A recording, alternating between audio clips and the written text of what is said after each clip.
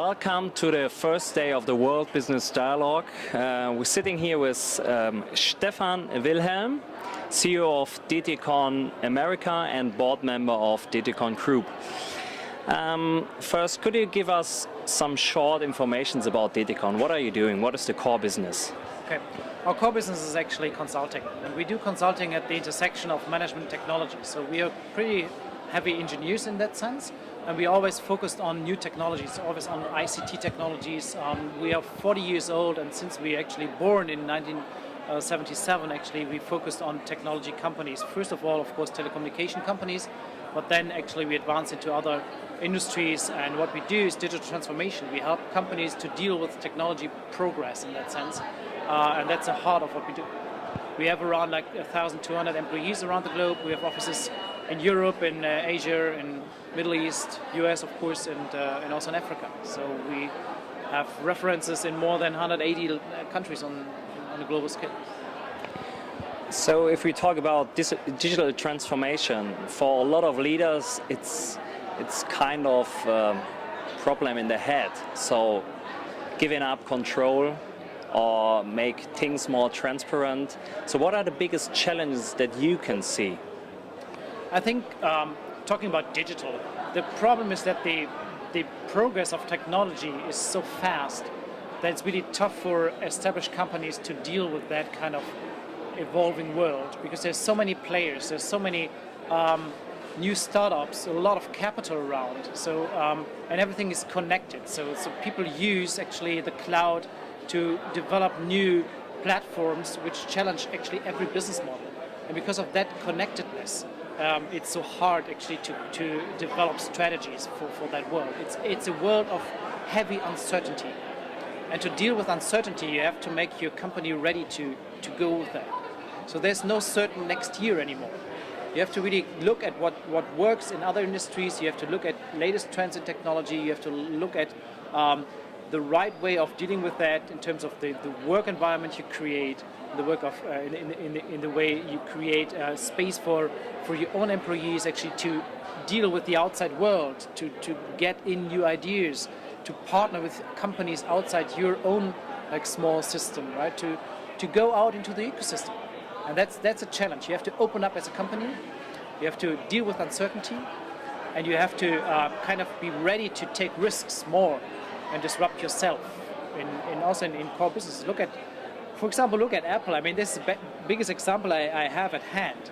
At the peak of their development and their success of the iPod and disrupting the music industry, they killed the iPod with the iPhone. And they never ever produced a phone before. And everybody said like a touchscreen phone won't work. Everybody tried it before, and none of those systems worked. And the company had actually, because of the structure of the company and the mindset, culture of the company, they had actually the ambition to be the first who make it really work. And they were able to disrupt their core product. And nowadays, you see they take like 80% of the profits of the whole market. So you said there's, on the one side, there's this point, the structure of the company, so the infrastructure, information structure, and on the other hand, you have the people working in the company. So I think the more challenging part is to change the mindset of the people. So how do you change the mindset to be ready to go digital? That's the toughest thing to do, right? Because you have a lot of people who are living in the system and want to really work on what they know. But nobody wants to fail. It's easy to talk about the failure culture and everything. Nobody wants really to fail, and nobody wants to go out of their comfort zone. I think the majority of the people are feeling better if they work with stuff they know. And I think on those two things you have to work. Show that failure is accepted and that you learn a lot out of that, and show that getting out of the comfort zone is getting you rewards. You don't get any rewards in the company if you stay with what you did in the last 2 years. Try new things. And I guess one good example is changing the target system, putting people on the stage who did it. Don't look at hierarchies. We look at the people who really went out the comfort zone, tried out new things, and then then get him on stage and make him an example. This is how we want to do it. Show people. I think that's the most important thing.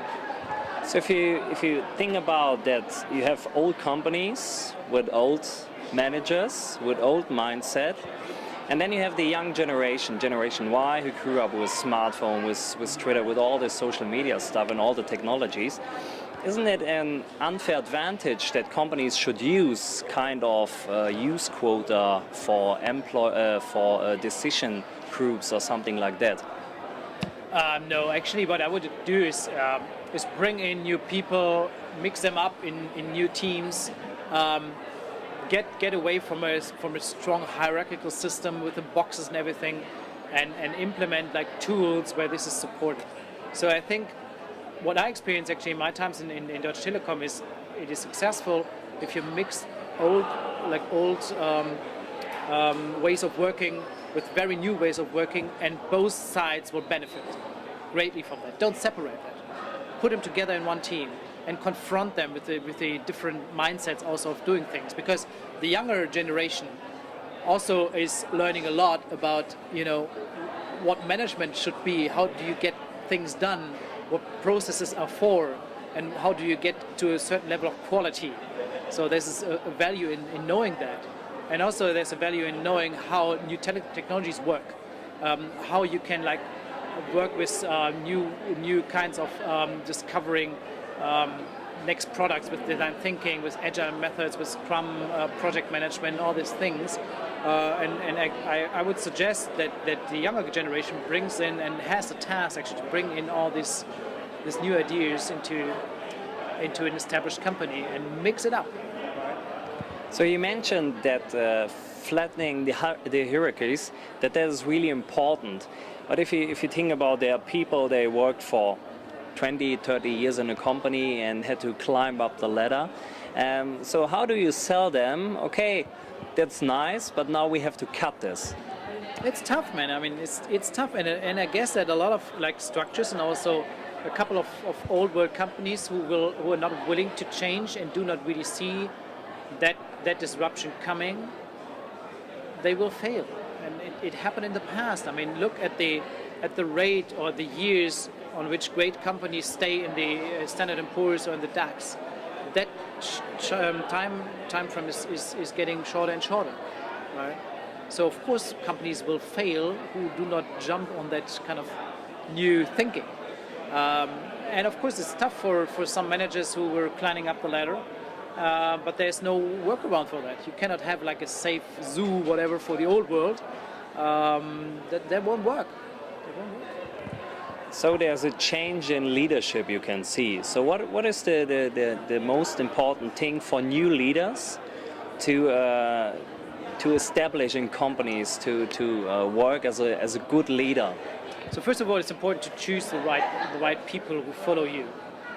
You should not hire people who would go for the money or go for the title. I think both are really bad decisions. So if you kind of figure that out, don't do that. You have to look for people who are really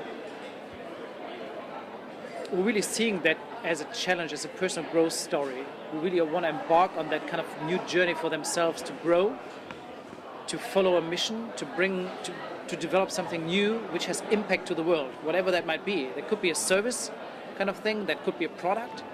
And you look for that people systematically. There you choose mindset over skill set, I'd say. That's really important. So, and what will be in the next, let's say, 5 years? What will be the biggest challenges for the big companies? Let's say it like this. It's the speed of change they are confronted with. Most of them are in a wait-and-see mode. Big car manufacturers, also the big logistic companies, also big service companies, banks, insurance companies. There's so many other developments out there, new technologies evolving. Look at blockchain, what impact that has for banking.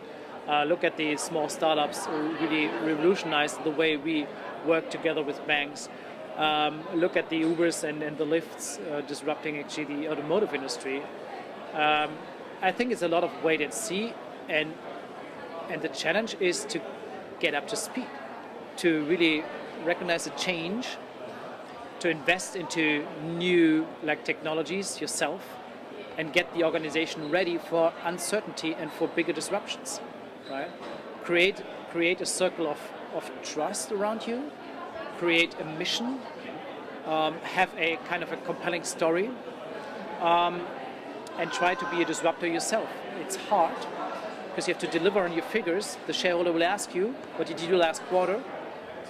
So you're limited in the ability to just forget about the old business and just look at the new ones. The leadership challenge is to do both at the same time, right? And the fast pace of technology development, especially because it's all interconnected, that'll be, from my perspective, the biggest challenge for leadership of big companies. So if you have to decide between sustain or disrupt, you would go for Disrupt. Okay, thank you. Perfect.